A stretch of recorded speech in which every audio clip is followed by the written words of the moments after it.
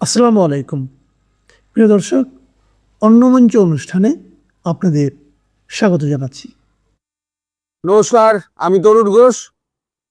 শুনলাম, আমি তো গত দুদিন ধরে কোনো ভিডিও করিনি, শুনলাম যে বাংলাদেশে হামে প্রচুর শিশু মারা গিয়েছে।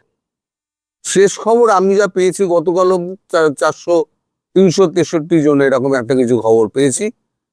আজকে 5টার সময় আবার ব্রিফিং হলে সেটা জানা যাবে, যদিও সেগুলো সব সঠিক খবর প্রচার করা হয় না।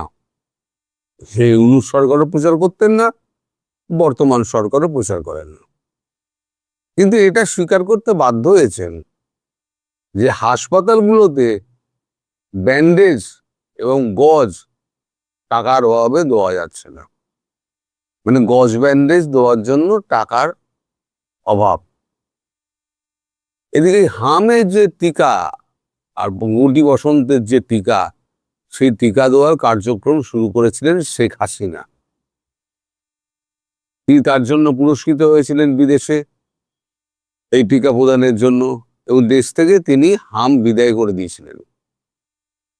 মোহাম্মদ ইউনূস করলো কি, সেটাকে বন্ধ করে দিল। তার ওই মহিলা স্বাস্থ্য উপদেষ্টা, তাকে দিয়ে বন্ধ করে দিচ্ছে। আমার নামটা মনে থাকে না, বন্ধ করে দিল। আর নাম মনে রাখার মতো কোনো কাজ তো করেনি। এতে বৃতিলতা ওয়েদার নয় যে তার নাম মনে রাখতে হবে। তিনি আজ আছেন, কালকে বাস স্ট্যান্ডে ঘোরাফেরা করলেও তাকে কেউ চিনতে পারবে না। তো সেই টাকা দিয়ে উনি কি করেছেন, উনি লোক লস্কর সমস্ত নিয়ে শিশুদের জীবনকে উপেক্ষা করে তিনি বিদেশ ভ্রমণ করেছেন, এবং 70 লাখ 80 লাখ পার ডে যে সমস্ত হোটেলে খরচা আছে, সে সমস্ত হোটেলে তিনি প্রেসিডেন্সিয়াল সুইট বুক করে তিনি সেখানে কালাতিপাত করেছেন আর ডিম খেয়েছেন। যারা যারা সঙ্গীর সাথে ছিল তারা তারা ডিম খেয়েছেন। এখন সেই সেখানে তারেক রহমানের সঙ্গেও তার বৈঠক লন্ডনে হয়েছিল, সেখানেও সঙ্গী সাহেবদের নিয়ে গেছিলেন, খলিলুর রহমানও ছিলেন। সেখানে ডিল ফিল কিছু একটা হয়েছিল, যাই হোক, যে সেটা আমার বলার বিষয় নয়। তারেক রহমান প্রসঙ্গে পরে আসবো। এখন এই যে টিকাদান, এটা যে থেমে গেল, তাতে শিশু মৃত্যুর দায়টা কে নেবে? মোহাম্মদ ইউনূস নাকি তারেক রহমান? তারেক রহমানের হাতে তো টাকা নেই, তিনি সরকার কি করে চালাতে হয় সেটাও তিনি জানেন না। 17 বছর দেশের বাইরে, দেশের অর্থনীতির কি অবস্থা, রাজনীতির কি অবস্থা, গ্রাসরুট রাজনীতি এখন কোন লেভেলে আছে, তিনি সেই সম্পর্কে তার কোনো ধ্যান ধারণা ছিল না। তাকে টপ করে এনে বসিয়ে দেওয়া হয়েছে, তিনি বলে পড়েছেন। এখন অর্থ না থাকলে দেশ চলে না, আর কূটনীতি না থাকলে, বিদেশে পরিস্থিতি না থাকলে বিদেশে মানে হালে পানি পাওয়া যায় না।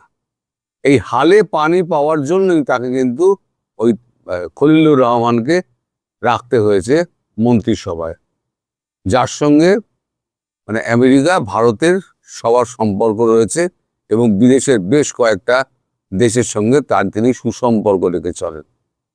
বাধ্য হয়ে তাকে রেখেছেন, এবং কিছু বাধ্যবাধকতা অবশ্যই ছিল, আমি অস্বীকার করব না। তো এখন যে অবস্থা, এখন ভারতের কানে সেটা গেছে। ভারত এখন ওই যেহেতু মানে ওই উপযাজক হয়ে ভারতের কিছু মানে কাজকর্ম আছে না, উপযাজক হয়ে শিশুদের বেলা আমি তো আপত্তি করব না। ভারত যদি টিকা পাঠায় তাতে পাঠাক। ভারত হামের টিকা, তারপরে গুটি বসন্তের টিকা, এই সমস্ত টিকা ফিকা যদি পাঠায়, পাঠিয়ে দিক, পাঠিয়ে অন্তত শিশুগুলোকে বাঁচাক। কিন্তু যে স্বাস্থ্য ব্যবস্থা যেভাবে ভেঙে পড়েছে না, সেখানে টিকাদান প্রসেসটা আবার পুনর্গঠন করা, সেটা একটা মানে হিমালয়ান টাস্ক যাকে বলে। তার মধ্যে বাংলাদেশ হচ্ছে 2 নম্বর জায়গা। সে টিকা যা আছে তার দেখবেন গভর্নমেন্টের অর্ধেকের বেশি টিকা হাওয়া হয়ে গেছে, যেমন তেল হাওয়া হয়ে যাচ্ছে।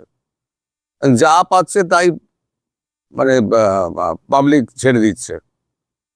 মানে এটা তো আমাদের দেশ নয়, আমাদের কোনো কোনো ড্রামে কোনো তেল যাবে না, কোনো বোতলে তেল যাবে না, কঠোরভাবে নিষেধাজ্ঞা করা আছে। বাংলাদেশে সব নেই, তেল চলে যাচ্ছে, কেউ ড্রামের মধ্যে রেখে দিচ্ছে, কেউ ট্যাঙ্কের জলের ট্যাঙ্কের ওপরে তুলে রেখে দিচ্ছে, ভিডিও দেখেছি আমি, আমার কাছে এসছেও। তো যাই হোক, এখন এই যে এই দায়টা কে নেবে? মোহাম্মদ ইউনূস যদি দায় স্বীকার করতেন তাহলে পরে তারেক রহমান তাকে বিদেশ যেতে দিতেন না, কিন্তু তারেক রহমান তাকে জাপানে যেতে দিলেন। জাপান থেকে তিনি ঘুরেও এলেন এবং দেশে শান্তিতে বসবাস করছেন, এবং এখন রাষ্ট্রপতি হওয়ার জন্য একটা নির্লজ্জ মানুষ, শিশুগুলো মারা গিয়েছে, তাদের মানে বরাদ্দ হওয়া টাকা তিনি মেরে দিয়ে তিনি নিজের আখের গুছিয়েছেন এবং দেশ ভ্রমণ করেছেন। তার এতটুকু আত্মায় লাগে না, তার এতটুকু কষ্টও হয় না। এটা কঠিন মানুষ, মানে এটা হচ্ছে ওই যে আপনারা বলেন না শয়তান, কি বলেন আপনারা, ওইটা ভুলে গিয়েছি, শয়তান, তিনি হচ্ছেন শয়তান, অথবা জিনও বলতে পারেন, যার উপরে ভর করবে সে গেল, জিনও বলতে পারেন। তা ভারত কোনো রকমে তাকে তো সরিয়েছে, এবার তারেক রহমানকে বসিয়েছে, কিন্তু তারেক রহমান এখন নিজে সবকিছু ঠিকঠাক কিন্তু করছেন না। যে 10টা পয়েন্টের ওপরে কথা হয়েছিল সেই 10টা পয়েন্টের ওপরে কিন্তু কথাবার্তা সেরকম এগোচ্ছে না। খলিলুর রহমান আসছেন, এলে পরে তিনি হয়তো বোঝাবার চেষ্টা করবেন, কিন্তু যে হার্ড নাট আমাদের জয়শঙ্করজি এবং বিক্রম মিস্ত্রি, তারা কিন্তু মানে ওই ছেদ কথায় ভুলবেন না। তারা 1 থেকে 10 ওই সমস্ত কটা পয়েন্ট, যেটা 1 নম্বরে শেখ হাসিনার ওই মামলা তুলে নেওয়া, 2 নম্বরে হচ্ছে গিয়ে আপনার তাকে পূর্ণ রাজনৈতিক পরিবেশ দিতে হবে রাজনীতি করার, এই দুটো সহ বাকি 8টা সব কটা প্রতিশ্রুতি পূর্ণ হলে তারপর আগের মতো দেখবেন মাল যাবে। এ তো গেল হচ্ছে আপনার তেল, টিকা, গজ ব্যান্ডেজও পাঠিয়ে দেবে। আমি বলতে ভুলে গেছিলাম, গজ ব্যান্ডেজও ভারত পাঠিয়ে দেবে এবং ওষুধও পাঠিয়ে দেবে, ওষুধ যা দরকার সেগুলো পাঠিয়ে দেবে। কিন্তু টাকা না দিলে তেল, চাল, ডাল কিছুই যাবে না। বিদ্যুৎ তো কমিয়ে দিয়েছে, কোন দিন দেখবেন টাকা না পেলে পরে টুক করে লাইনটি আদানি কেটে দেবে, কারণ তার তো প্রোডাকশন কস্ট আছে, তাকে তো ব্যাংকে সুদ দিতে হচ্ছে। তো সে লাইনটাকে আমাদের ন্যাশনাল গ্রিডে দিয়ে দেবে, গভর্নমেন্টের থেকে টাকা পাবে, দেবে কেন? এবার আসছে হচ্ছে সারে, এরপর রয়ে গেল সার। আপনারা আমদানিটা করবেন কোত্থেকে? কোন দেশ থেকে আমদানি করবেন? যে দেশ থেকে আমদানি আপনারা সার করুন না কেন, সার আমদানি করুন, সেই দেশ থেকে আনতে গেলে যে খরচা পড়বে তার থেকে অনেক খরচায় কিন্তু ভারত থেকে দিতে পারবেন। কিন্তু ভারতকে টাকা দিতে গেলে আপনার টাকা নেই, আর দেশকে ভুল বোঝানোর জন্য আপনারা বলে যাচ্ছেন আমরা সার কিনবো, আমরা তেল, আমরা প্রচুর পরিমাণে তেলের আমরা অর্ডার দিয়েছি। আরে টাকা কোথায়? বিদেশি দেশগুলো বসে আছে কি তাই মানে আপনার ক্ষয়রাতি করার জন্য বাংলাদেশকে? কেউ ক্ষয়রাতি কেউ দেয় না, আসলে যে সব টাকার উপর চলে। তা মাল ফেলো করি মাখো তেল যাকে বলে, মাল নেই, দেশ দেউলিয়া। এখন কদিন এই অবস্থায় চালাতে পারবে সেটা নিয়েও প্রশ্ন দেখা দিয়েছে। দেশ খুব বিপদে, কিন্তু খুব বিপদে। এরপরে আবার গঙ্গা চুক্তি আছে, গঙ্গা চুক্তি যদি নবায়ন না হয় তাহলে গ্রীষ্মকালে কি অবস্থা হবে বুঝতে পারছেন? আমাদের খাল, বিল, পুকুর সমস্ত শুকিয়ে যাবে গ্রীষ্মকালে। চারদিক দিয়ে যদি এরকম ঘেরা পড়ে যায়, তারেক রহমান কতদিন চালাবেন? তারেক রহমান চালাবেন কতদিন? আপনারা নিজেরাই ভাবুন, যে নিজেরা নিজেদের পায়ে আপনারা কুড়ুল মেরেছেন। কেন বলছি জানেন? যখন শেখ হাসিনা যখন ছিলেন না, তখন গায়ে হাওয়া লাগিয়ে আপনারা ঘুরে বেরিয়েছেন, তখন টোস্কা পর্যন্ত পড়েনি গায়ে, তখন খুব খারাপ লেগেছিল। মহিলা প্রধানমন্ত্রী দেশটাকে ভারতবর্ষের কাছে বেঁচে দিয়েছে, এখনো শুনছি দেখি তেল নাকি ভারতবর্ষের চালান হয়ে যাচ্ছে। তেল ভারতবর্ষে পাচার হচ্ছে, আমি শুনলাম। তো যাই হোক, আরো আরো আরো কত কিছু শুনতে হবে। ভারতবর্ষকে তেল পাচার করছে। আর এবার তখন তো প্রধানমন্ত্রী খুব খারাপ ছিলেন, প্রধানমন্ত্রীকে আপনারা উৎখাত করলেন, তিনি চলে এলেন। এবারে তো আপনাদের পুরুষ প্রধানমন্ত্রী এসছেন, তিনি কেমন চালাচ্ছেন। আপনারা একটু ওই লাল বদরের দেশ যারা বলেন না, তারা ঠিকই বলেন। এই লাল বদরের দেশ, আপনারা একটুখানি ওই পেট্রোল পাম্পের ওখানে বিছানা পেতে শুয়ে থাকুন, আর পেট্রোলের জন্য লাইন দিন, আর মারামারির ধস্তাধস্তি করুন। এবার এখন তো ওই গাড়ির ড্রাইভার পেট্রোল পাম্পের ম্যানেজারকে গাড়ির তলায় ফেলেছে। এরপরে দেখবেন যে মানুষে ওখানে মারামারি হচ্ছে, প্যান্ট জামা ছিঁড়াছিঁড়ি হচ্ছে 2 লিটার পেট্রোলের জন্য। সেদিন আসছে। ভারতের কাছে তেল আছে, গ্যাস নেই, তেল আছে প্রচুর, কিন্তু ভারতবর্ষ তেল দেবে না। টাকা না দিলে তেল দেবে কেন? আপনারা তো ক্রেডিট লাইন চেয়েছিলেন, এই জন্যই তো ক্রেডিট লাইন চেয়েছিল তারেক রহমান, কিন্তু ক্রেডিট লাইন দেবে কেন? না, আমাদের শেখ হাসিনাকে যে ক্রেডিট লাইন যে দিয়েছিলেন, একজন লিখেছেন আমার $8 বিলিয়ন। আমি বলেছিলেন যে আমার মনে নেই, উনি আমায় লিখেছেন যে $8 বিলিয়ন ক্রেডিট লাইন দিয়েছিলেন। তা 8 বিলিয়ন কেন, যদি $2 বিলিয়ন $4 বিলিয়ন ক্রেডিট লাইন দেয়, তাহলে পরেও বাংলাদেশ উতরে যাবে। কারণ মালটা বেচে তারপরে পয়সা দাও। আর IMF যদি আপনাদের লোন দেয়, এশিয়ান ডেভেলপমেন্ট ব্যাংক লোন দেয়, তাহলে পরে আপনাকে গুনে গুনে সুদের পয়সাগুলো দিতে হবে। সেক্ষেত্রে কি হবে, আপনার ওই তেল থেকে খাদ্য অবধি সবটার উপরে গিয়ে আপনার দামগুলো চড়া হবে, কারণ ওখান থেকে তো পয়সাটাগুলো ফেরত দিতে হবে। তাহলে মানুষ খাবে কি, আর কিনবে কি, পড়বে কি? তখন ফেরালাদ নিয়ে বেরোবে না। সেই দিনটার জন্য আমরাও অপেক্ষা করছি, যে আপনারাই ঝেঁটিয়ে এই সরকারকে বিদায় করুন এবং শেখ হাসিনাকে ফিরিয়ে আনুন।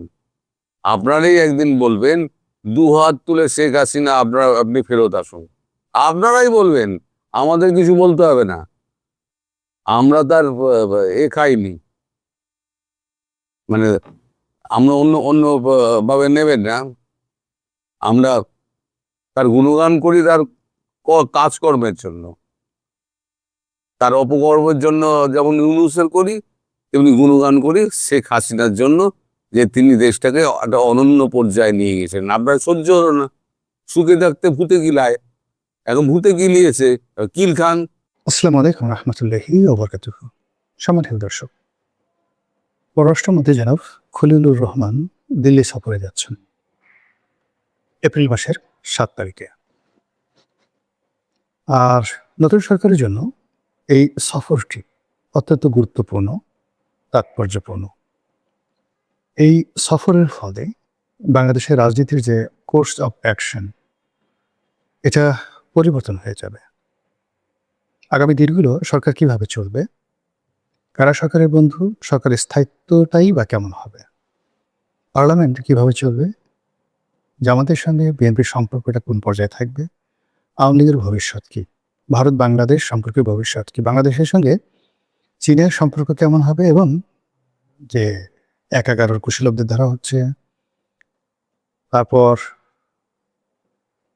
ডিপ স্টেট, যে মার্কিন ডিপ স্টেট এর নামে যে সকল কথাবার্তা বলা হচ্ছে, এই সব কিছুরই একটা জিস্ট বা একটা সামারি জনাব খলিলুর রহমান সাহেবের এই সফরে বের হয়ে আসবে।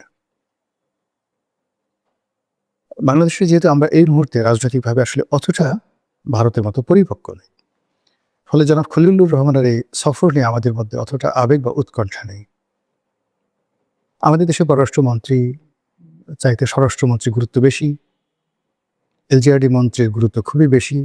আমাদের দেশে কখনই সেই যাকে বলা হয় নিরাপত্তা উপদেষ্টা ছিল না। খলিলুর রহমান প্রথম গত সরকারের আমলে এসছে। তো এগুলোর যে আসলে ইফেক্ট কি, আফটার ইফেক্ট কি, বা পররাষ্ট্রনীতিতে ভারত বা চীনের সঙ্গে বা আমেরিকার সঙ্গে সম্পর্কের কারণে বা খারাপ সম্পর্কের কারণে আমাদের দেশে কি কি লাভ ক্ষতি হতে পারে, এটা নিয়ে আসলে আমাদের দেশে এরকম চুলচেরা বিশ্লেষণ হয় না। কিংবা ধরুন আমেরিকা যিনি রাষ্ট্রদূত, সেই মিস্টার ক্রিস্টেনসেন, তিনি আসছেন। আবার এই যে বর্তমান ভারতের রাষ্ট্রদূত যিনি আছেন, তিনি চলে যাবেন, নতুন একজন রাষ্ট্রদূত আসার কথা। আমার জানাও তাকে একজন ডেপুটি অ্যাম্বাসেডর ছিলেন মিস্টার সঞ্জীব বাঙালি, তাকে দেয়া হবে, এরকম কথা শোনা যাচ্ছিল। আবার পরে দেখা গেল যে খুব বিখ্যাত ঝানু কূটনীতিবিদ, সাংবাদিক এবং বেসামরিক ব্যক্তি এম জে আকবর একসময় ভারতের সেই ডেপুটি ফরেন মিনিস্টার ছিলেন, তাকে বাংলাদেশে রাষ্ট্রদূত করে পাঠানো হবে, এরকম একটা আলোচনা চলছিল। তো সেক্ষেত্রে এখন পর্যন্ত যে ভারতের মন এবং মানসিকতা, সেই মন মানসিকতাটা আওয়ামী লীগ ছেড়ে বিএনপির দিকে এখনো মোতওয়াজ্জ হয়নি। কিংবা বাংলাদেশে লস্করে তৈয়বা, অন্য যে সকল সংগঠন রয়েছে তাদের ব্যাপারে ভারতের আতঙ্ক, জামাত সম্পর্কে ভারতের নেতিবাচক মনোভাব, এটা এখনো দূর হয়নি। তো সেই অবস্থাতে যে জনাব খলিলুর রহমান দিল্লিতে যাচ্ছেন এপ্রিল মাসের 7 তারিখে, এটার পরিণতি কি হতে পারে, প্রতিক্রিয়া কি হতে পারে, কি কি আলোচনা হতে পারে? যতটুকু আমার জ্ঞান আছে সেটা হলো তিনি ভারতের পররাষ্ট্র মন্ত্রণালয় মানে এসকে জয়শঙ্কর যিনি পররাষ্ট্রমন্ত্রী, তার সঙ্গে বৈঠক করার জন্য যাচ্ছেন। কিন্তু কার্যত তার বৈঠক হবে সেই ভারতের নিরাপত্তা উপদেষ্টা অজিত দোভালের সঙ্গে। বাংলাদেশের অভ্যন্তরীণ নিরাপত্তা নিয়ে, সীমান্তে নিরাপত্তা নিয়ে, এবং ইতিপূর্বে যখন মিস্টার খলিলুর রহমান নিরাপত্তা উপদেষ্টা ছিলেন ইউনূসের জমানাতে, তখন তার সঙ্গে যে বৈঠক হয়েছিল, অর্থাৎ অজিত দোভাল ভার্সেস খলিলুর রহমান, সেই বৈঠকে ইউনূস জমানাতে স্পষ্ট তিনি কতগুলো প্রমাণ, ডকুমেন্ট, কাগজপত্র তিনি খলিলুর রহমানের হাতে দিয়েছিলেন, যেখানে তিনি দেখাচ্ছিল যে বাংলাদেশের সীমান্তের বেশ কয়েকটি পয়েন্টে অনেকগুলো জঙ্গি সংগঠনের তৎপরতা চলছে, ঘাঁটি আছে। একদম স্যাটেলাইট ইমেজ তার হাতে তুলে দেওয়া হয়েছে বলে ভারতীয় পত্রপত্রিকায় তখন খবর প্রকাশিত হয়েছিল। নাম্বার 1। নাম্বার 2 হলো যে ওই সময়টিতে ডক্টর মোহাম্মদ ইউনূস এই কাজগুলো যাকে বলা হয় তিনি প্রমোট করছিলেন। খলিলুর রহমান চেষ্টা করা সত্ত্বেও কিছুই করতে পারেন। এখন এই বর্তমান পরিবর্তিত পরিস্থিতিতে তারেক রহমান সাহেব সরকারের ভূমিকা কি, মনোভাব কি, এটা স্পষ্ট হওয়া দরকার, এবং এই কাজটি অজিত দোভালের সাথে তার একটা সরাসরি আলোচনা হতে হবে। এটা গেল একটি ঘটনা। আরেকটি ঘটনা হল যে আওয়ামী লীগের বিরুদ্ধে যে সকল ব্যবস্থা সাবেক সরকার অর্থাৎ অন্তর্বর্তীকালীন সরকার নিয়েছিল, সেগুলো কি বর্তমান জমানাতে চালু থাকবে? এই প্রশ্নসঙ্গত কারণে অজিত দোভালের পক্ষ থেকে আসবে, এমনকি জয়শঙ্করের পক্ষ থেকে আসবে। কোনো কারণে আন্ডার টেবিল বা প্রকাশ্যে যদি নরেন্দ্র মোদীর সঙ্গে তার বৈঠক হয় খলিলুর রহমান সাহেবের, সেক্ষেত্রে এ ধরনের আলোচনায় সেখানে প্রাধান্য পাবে। এবং ভারত এই বৈঠকটিকে কার্যকর করার জন্য এবং খলিলুর রহমানের যে সফর, এটিকে ফলপ্রসূ করার জন্য ইতিমধ্যে যেভাবে বন্ধুত্বের হাত বাড়িয়ে দিয়েছে তার কিছু নমুনা আমরা দেখতে পেয়েছি। 2 দফায় ভারত তাদের নিজেদের দেশে জ্বালানি সমস্যা, ডিজেলের সমস্যা থাকা সত্ত্বেও শেখ হাসিনার জমানাতে যে চুক্তি হয়েছে, তেল সরবরাহ করার চুক্তি এবং অন্যান্য যে সকল চুক্তি হয়েছিল, সেই চুক্তি মূলত ভারত সম্মান দেখায়নি গত 17 মাসে, মানে ডক্টর মোহাম্মদ ইউনূসের জমানাতে। তো সেই চুক্তির বলে ইতিমধ্যে 2 দফায় ভারত মানে বিপুল পরিমাণ ডিজেল তাদের যে বাংলাদেশ ভারত যে পাইপলাইন তৈরি করা হয়েছে, সেই পাইপলাইনের মাধ্যমে বাংলাদেশে সরবরাহ করেছে। এটা বন্ধুত্বের একটা চরম নিদর্শন। আপনারা জানেন যে এখন সারা দুনিয়া ডিজেলের জন্য হাহাকার করছে। আমরা এতদিন পেট্রোল পেট্রোল করে কান্নাকাটি করেছি, কিন্তু এখন এই মুহূর্তে সারা বাংলাদেশের ডিজেলের যে ক্রাইসিস শুরু হয়েছে, সেই ক্রাইসিসের কারণে যারা জেলে তারা মাছ ধরার জন্য সমুদ্রে যেতে পারছে না, নদীতে যেতে পারছে না, ফলে কয়দিন আপনি দেখবেন যে মাছ পাওয়া যাচ্ছে না। এই যে মৌসুম চলছে, কৃষি মৌসুম, এই কৃষি মৌসুমে সেচ দেওয়ার জন্য যে সকল পাম্প চলবে সেই পাম্প চলার জন্য ডিজেল নেই। আর ডিজেল যদি না থাকে, যদি বিদ্যুৎ সরবরাহে ঘাটতি দেখা দেয়, ফলে ডিজেল এবং বিদ্যুতের উপর নির্ভরশীল যে সকল সেচ প্রকল্প রয়েছে প্রান্তিক বাংলাদেশে, সেখানে রীতিমতো হাহাকার শুরু হয়ে যাবে। এবং এবছর আমরা এই মৌসুমে ফসলে যদি মার খাই, দুর্ভিক্ষ নিশ্চিত, যেটি আমদানি দিয়েও পোষানো যাবে না। আমাদের খাদ্যের অভ্যাস এবং আমাদের চালের যে প্রয়োজন, এটি পৃথিবীর কোনো দেশে এত চাল উৎপন্ন করে কেবলমাত্র বাংলাদেশের 18 কোটি মানুষকে ভাত খাওয়াতে পারে না। মানে ভেদ বাঙালি আমরা আমাদের যে খাবার খাই তার 90% হলো ভাত। আর ধরুন চীন চাল উৎপন্ন করে, শ্রীলঙ্কা করে, ভারত করে, এখনো পর্যন্ত তাদের যে খাবারে ভাত থাকে তরকারি রূপে, অর্থাৎ 20% থাকে ভাত, আর বাকি তারা অন্যান্য খাবার খায়। আর আমাদের দেশে 90% হলো ভাত, আর বাকি অন্যান্য খাবার, তৈরি তরকারি, মাছ, মাংস, দুধ ফুদ যা কিছু আছে সব। তো এই যে 18 কোটি মানুষের মুখে অন্ন তুলে দেওয়ার জন্য আমাদের কৃষকরা যে নিরলস পরিশ্রম করে যাচ্ছে, তার জন্য ডিজেল অপরিহার্য, যেটা আমাদের এই মুহূর্তে নেই, সারা দুনিয়াতে নেই, ভারতেরও নেই। কিন্তু তারপরে ভারত বাংলাদেশকে 2 দফায় মানে ডিজেল দিয়েছেন। সেই কত টন, 5,000 মেট্রিক টন বা 9,000 মেট্রিক টন, এরকম 2 দফাতে চালানো আসছে, হিউজ। এটি বলে তো বর্তমান সরকারের সাথে একটি সম্পর্ক তারা স্থাপন করতে চাচ্ছে। ভারত বাংলাদেশ যে ভিসাগুলো বন্ধ ছিল, সেই ভিসা এখন চালু করে দিয়েছে এবং আংশিকভাবে, পরিপূর্ণভাবে না, আংশিকভাবে এখন ভারতীয় দূতাবাস থেকে বাঙালিদের জন্য বা বাংলাদেশিদের জন্য ভিসা সেখানে ইস্যু করা হচ্ছে এবং অনেক লোক এখন ভারতে যাচ্ছে। এবং যারা এই কদিন আগে দিল্লি না পিন্ডি বলে গালাগালি করতে এবং মরে গেলেও ভারত যাবে না, যারা ইল্লু পিকুদের, যাকে বলা হয় মানুষ পুত্রী রূপে বাংলাদেশের মাটিতে জ্বলন্ত ছিটাই যাবে কিন্তু ভারতে চিকিৎসা করতে যাবে না, তারাও এখন নিজেরা সহ তাদের বাপ মা আত্মীয় স্বজনকে এখন ভারতে চিকিৎসা করতে পাঠাচ্ছেন। তো এই যে একটা অবস্থা চলছে, বন্ধুত্বের একটা নিদর্শন চলছে, এই নিদর্শনটা মূলত ভারত দেখিয়েছে কেবলমাত্র এই খলিলুর রহমানকে সম্মান দেখানোর জন্য, তারেক রহমান সাহেবের সঙ্গে একটি সম্পর্ক স্থাপন করতে চায় এটি প্রদর্শন করার জন্য। তো সেখানে ভারতের কনসিডারেশনগুলো কি? ভারতের প্রথম কনসিডারেশনগুলো হবে যে আওয়ামী লীগ জামানাতে যে সকল চুক্তি হয়েছে এবং যে চুক্তিগুলো ভারতের পক্ষে আছে, সেই চুক্তিগুলো শতভাগ তারা বাস্তবায়ন করতে চাইবে। 2 নম্বরে তারা যেটা চাইবে সেটা হলো বাংলাদেশের ভূমি ব্যবহার করে কোনো অবস্থাতেই যেন ভারতে কোনো জঙ্গি তৎপরতা না চালায়। এবং তাদের যে অতীত অভিজ্ঞতা 2001 থেকে 2006 সালে সেই 10 ট্রাক মামলা, সেই উলফাদের বিদ্রোহ, উলফা নেতা পরেশ বড়ুয়াকে বাংলাদেশে জায়গা দেওয়া ইত্যাদি নানা ঘটনা তারা এই বিএনপি জমানাতে দ্বিতীয়বার ঘটতে দেবে না। থার্ডলি হলো যে আওয়ামী লীগকে তাদের অবশ্যই রাজনীতি, আওয়ামী লীগ এবং শুধু আওয়ামী লীগ না, আওয়ামী লীগ এবং জাতীয় পার্টি, এই দুটো সংগঠনকে রাজনীতি করার সুযোগ অবশ্যই দিতে হবে।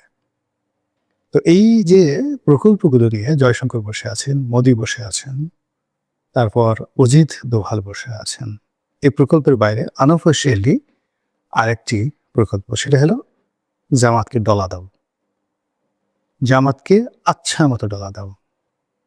এখন সেটা কি বিএনপি করবে? সেটা কি পারবে?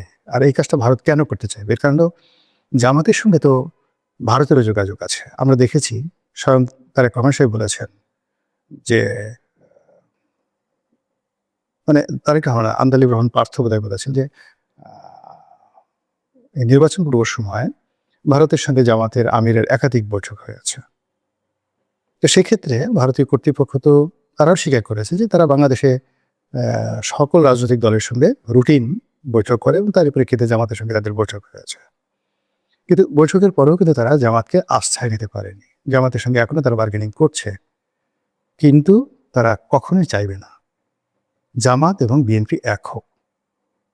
এজন্য জামাত এবং বিএনপির মধ্যে যেতে বিরোধ হয়, এই জন্য বিএনপিকেও তারা শর্ত দেবে, জামাতের উপরে যুদ্ধাপরাধের সেই অভিযোগ আবার চাপাও, আবার সেই যুদ্ধাপরাধের বিচার তোমরা শুরু করো। এবং ইতিমধ্যে আপনারা দেখেছেন যে আমেরিকার একজন কংগ্রেসম্যান তিনি একটি বিল উত্থাপন করেছেন যে 71-এ যে গণহত্যা হয়েছিল সেটাকে জেনোসাইড হিসাবে আখ্যা দেওয়ার জন্য।